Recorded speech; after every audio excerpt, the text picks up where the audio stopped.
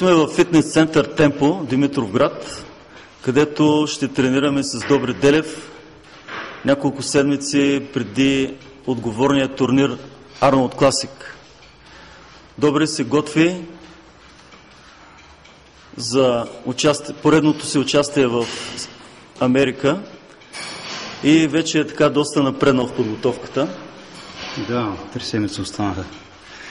3 седмици не са много време, но не са и малко. Има какво още да се направи? Да, винаги има какво да се случи за тези седмици.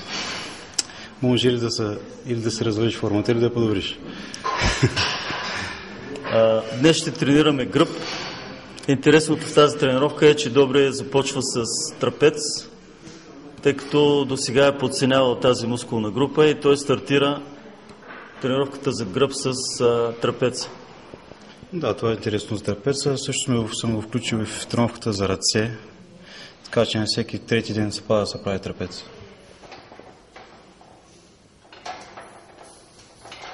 Движението е бавно. Опитва се да вкара цялото натоварване в трапеца. Добре използва Смит машина, тъй като е в края на подготовката, не слага големи тежести. Работи по-леко.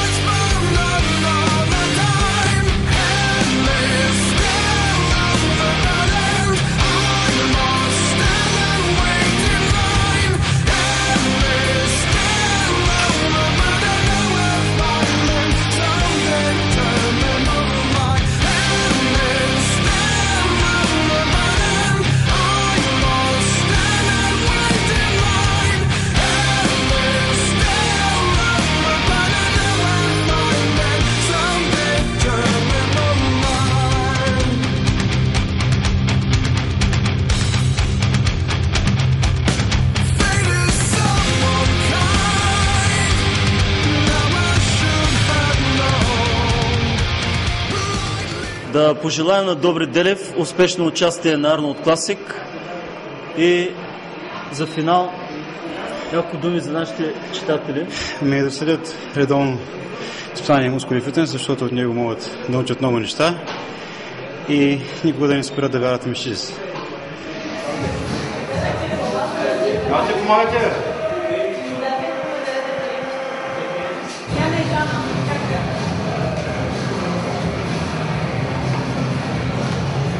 Ето така тренират някакви хора. Да дигаме! Дигай!